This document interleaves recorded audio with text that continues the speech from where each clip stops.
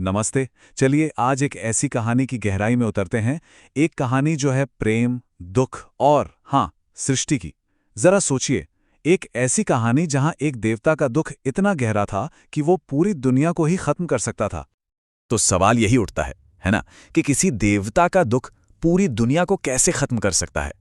जरा कल्पना करके देखिए, एक ऐसा दुख, एक ऐसा गम जिसमें पूरे ब्रह्मांड को, पूरी कायनात को मिटा देने की ताकत हो।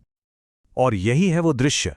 दुख और क्रोध में डूबे भगवान शिव ने सती के निर्जीव शरीर को अपनी बाहों में उठाया और शुरू कर दिया तांडव, विनाश का नृत्य। एक ऐसा नृत्य जिससे पूरी सृष्टि कांप उठी, सब कुछ बस खत्म होने की कगार पे आ गया था। तो आखिर इतना विनाशकारी दुख, इतना भयंकर क्रोध, इसकी वजह क्या थी? अच्छा, इसे समझने के लिए हमें कहानी की बिल्कुल शुरुआत में चलना होगा। तो कहानी के केंद्र में हैं तीन लोग। एक हैं सती, एक समर्पित राजकुमारी, फिर हैं उनके पिता राजा दक्ष, और तीसरे हैं भगवान शिव, एक तपस्वी देवता। अब देखिए, राजा दक्ष और भगवान शिव, ये दो बिल्कुल अलग अलग दुनिया के प्रतीक थे। मतलब एक तरफ थे दक्ष, जो प्रजापति थे, सांसारिक शक्ति, व्यवस्था, पद, इन सबको महत्व देते थे। और दूसरी तरफ थे शिव, आदि योगी, जिन्हें सांसारिक चीजों से कोई लेना देना नहीं था। वो तो ध्यान और तपस्या में लीन रहते थे, शमशान में। तो दक्ष के मन में शिव के लिए नफरत क्यों थी? इसकी असल में तीन बड़ी वजह थी। पहली, एक पुरानी बात थी, शिव ने कभी दक्ष के पिता ब्रह्मा का एक सिर काट दिया था। दूसरी, एक भरी सभा में शिव दक्ष के सम्मान में खड़े नहीं हुए, जिसे दक्ष ने अपना अपमान मान लिया। और तीसरी और सबसे बड़ी वजह, दक्ष को लगता था कि शिव जैसा तपस्वी उनकी बेटी सती के लिए बिल्कुल भी सही वर नहीं है। लेकिन इन सब के बावजूद सती को तो शिव में सिर्फ दिव्यता ही दिखाई देती थी। अपने पिता की मर्जी के खिलाफ जाकर उन्होंने कठोर तपस्या की, सिर्फ शिव को अपने पति के रूप में पाने के लिए। और यहीं से कहानी उस मोड़ पर पहुंचती है जहां एक भव्य आयोजन एक बहुत बड़ी त्रासदी में बदल जाता है। तो हुआ ये कि राजा दक्ष ने एक बहुत ही शानदार, एक भव्य अग्नि यज्ञ का आयोजन किया, और उन्होंने इसमें हर देवता, हर राजा, हर दिव्य प्राणी को न्योता दिया। लेकिन उन्होंने जानबूझकर दो लोगों को नहीं बुलाया, अपने ही बेटी सती और उनके पति शिव। ये कोई भूल नहीं थी, ये एक सोचा समझा अपमान था। शिव ने उन्हें जाने से मना किया, लेकिन सती को बहुत दुख हुआ। वो जवाब मांगने के लिए अपने पिता के घर चली गईं। ये एक ऐसा फैसला था जो सब कुछ बदलकर रख देने वाला था। और वहां पहुंचकर क्या हुआ?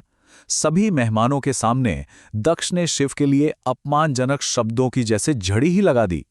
सोचिए, सती को कैसा महसूस हुआ होगा। अपने पति का, जिन्हें वो इतना पूजती थीं, इतना बड़ा अनादर वो बर्दाश्त नहीं कर सकीं। और तब उन्होंने वो कदम उठाया, वो अंतिम बलिदान दिया। उन्होंने अग्नि में प्रवेश किया। इस एक कदम ने ब्रह्मांड का पूरा ताना बाना ही हमेशा हमेशा के लिए बदल दिया। तो अब हम वापस वहीं आ गए जहां से हमने ये कहानी शुरू की थी। अब समझ में आया कि शिव के उस विनाशकारी, दुनिया को खत्म कर देने वाले क्रोध की वजह क्या थी। जैसे ही सती के बलिदान की खबर शिव तक पहुंची, उनका क्रोध प्रलय बन गया। वो क्रोध में यज्ञ स्थल पर पहुंचे और उन्होंने वीरभद्र को उत्पन्न किया, जिसने यज्ञ को नष्ट कर दिया और दक्ष का सिर काट दिया। और फिर शिव ने सती का शरीर उठाया और शुरू कर दिया अपना तांडव। ये देखकर सारे देवता घबरा गए और सृष्टि को बचाने के लिए भगवान विष्णु से प्रार्थना करने लगे।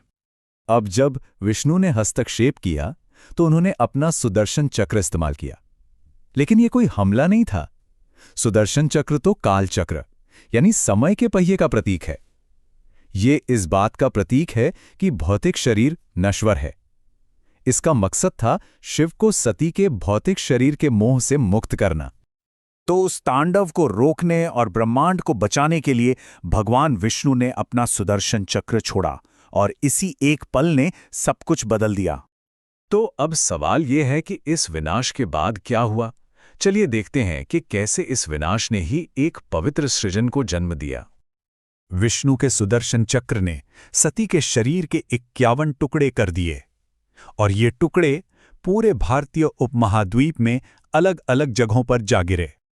और हर वो जगह जहां उनके शरीर का कोई अंग गिरा, वो दिव्य स्त्री ऊर्जा का, डिवाइन फेमिनिन एनर्जी का एक पवित्र केंद्र बन गया।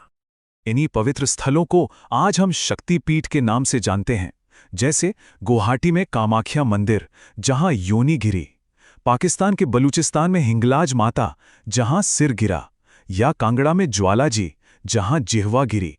ये आज भी बहुत पवित्र माने जाते हैं। लेकिन कहानी यहीं खत्म नहीं होती। सती ने पर्वतराज की बेटी पार्वती के रूप में फिर से जन्म लिया ताकि वो एक बार फिर शिव से मिल सकें। तो ये कहानी प्रेम, वियोग और पुनर्जन्म के एक चक्र को पूरा करती है, शिव और शक्ति के शाश्वत मिलन को दर्शाती है।